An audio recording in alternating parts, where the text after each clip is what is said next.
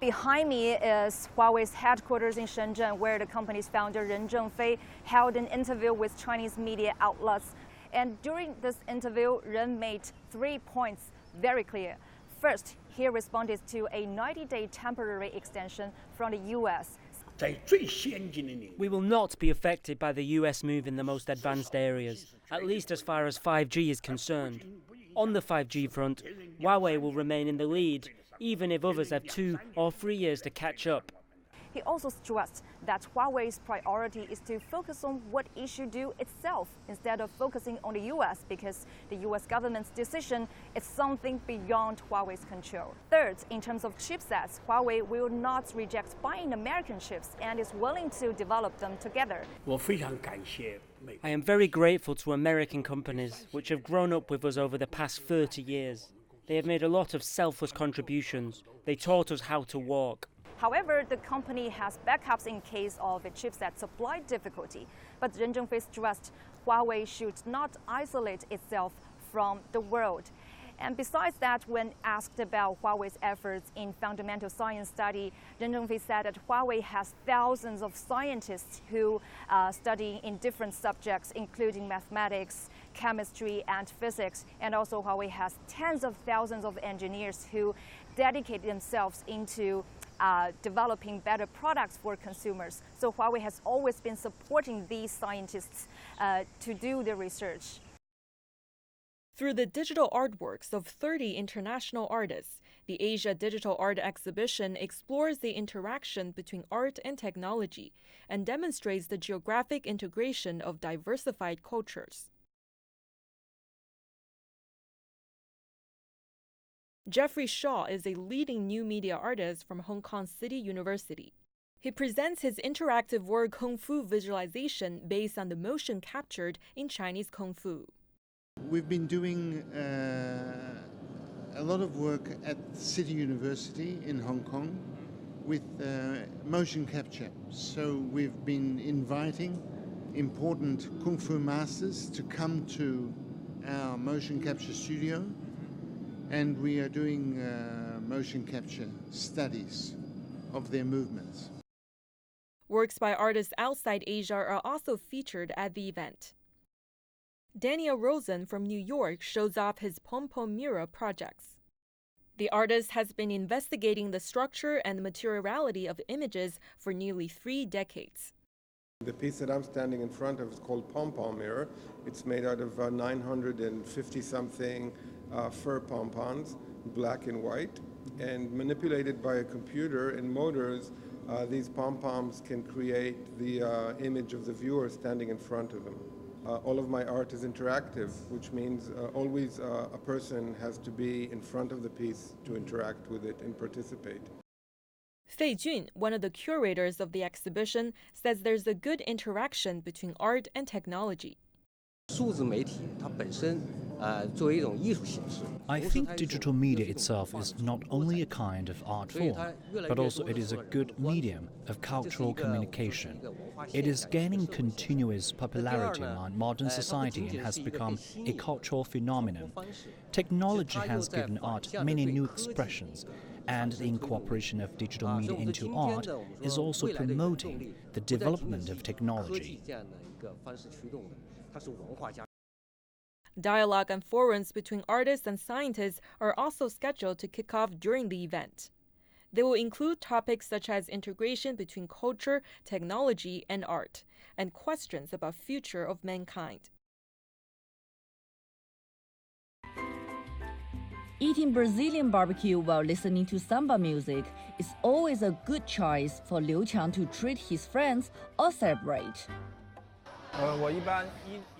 I come here every 1 or 2 months. A Brazilian friend took me here. I like the authentic meat and the vibe. China is the world's fast-growing market for beef. Its imports have almost tripled since 2014. Brazil is the world's top exporter of beef. It has sold record volumes of beef driven by strong demand from China. CP Group is the biggest importer of Brazilian beef in China. Its import volume has doubled every year in the past 3 years.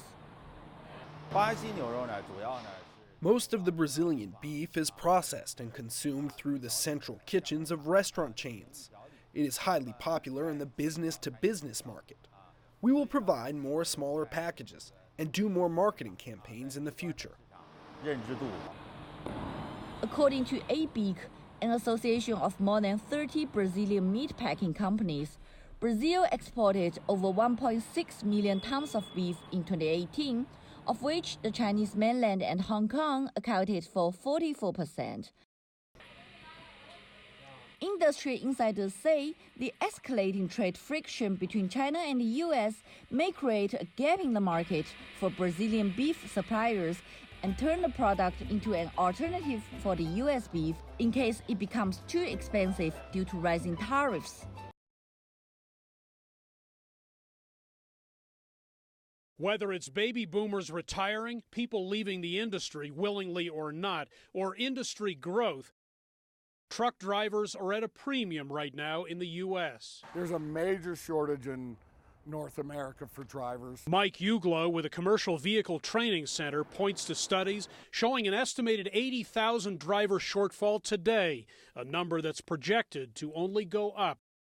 Uglo's facility in Watkins, Colorado is maneuvering to help fill those seats. What makes this school unique? East African immigrants make up a large percentage of the students. Young men from countries like Eritrea and Somalia shell out $3,400 for a 4-week combination online and hands-on course that, if all goes well, will pave the way to a commercial driver's license. These people are good people that are coming to the United States and wanting to change their lives. The opportunity to earn a good salary puts many of them behind the wheel. The solitary nature of truck driving, with fewer language and cultural barriers, makes it a good fit. The school's instructors, who preach safety constantly, help make the immigrants comfortable here. Most of the people I see them, they have English problem. So when they get a person who can speak their mother language, things will be easy for them. That's how we built our business, is being able to cater to those folks. Uglo says these students are distinguished by their focus, their drive. With about 2/3 of America's freight moving along the nation's highways, the push is on to keep this part of the economy rolling. The trucking industry has increased driver pay, tried decreasing the amount of time drivers spend on the road, and is considering lowering the minimum age of drivers to 18. It's 21 right now. Immigrants are also part of the hiring formula. I believe they will put a sizable dent in the shortage. Provided, of course, they can learn things like correctly backing up their tractor trailers, not a skill they ever imagined themselves using, but an absolute must now. Crowded jails in El Salvador are often referred to as human warehouses, with dozens of inmates packed inside.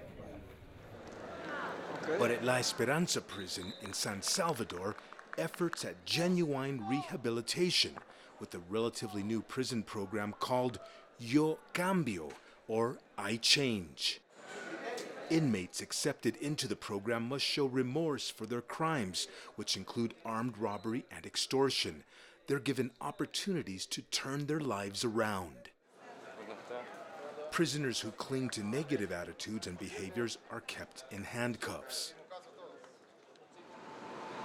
Inmates participating in Yo Cambio get an entirely different prison experience. Some become professional bakers, right here inside the jail.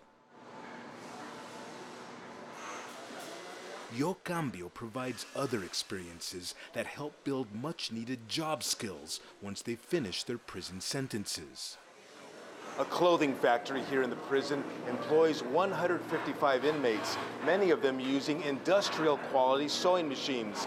In the coming days, they'll finish making 1,000 black T-shirts for an outside client. It's a non-profit endeavor. All money earned is reinvested into this prison reform program. La Esperanza prison warden Mauricio Mira Aguirre is one of the architects of Yo Cambio. Before it, he says Salvadoran prisons were places where young men learned to commit more crimes. The program allows us to show inmates what is necessary for them to truly change their mentalities and return to society as a different person. 26-year-old Alexander Ansora says this program has given him a new outlook on life. I have many plans for that, and I intend to do it through painting, through art. Keep painting and showing people that we are human beings, and we need a second chance. A second chance means time to practice yoga, learn to play chess, or even learn to speak a second language.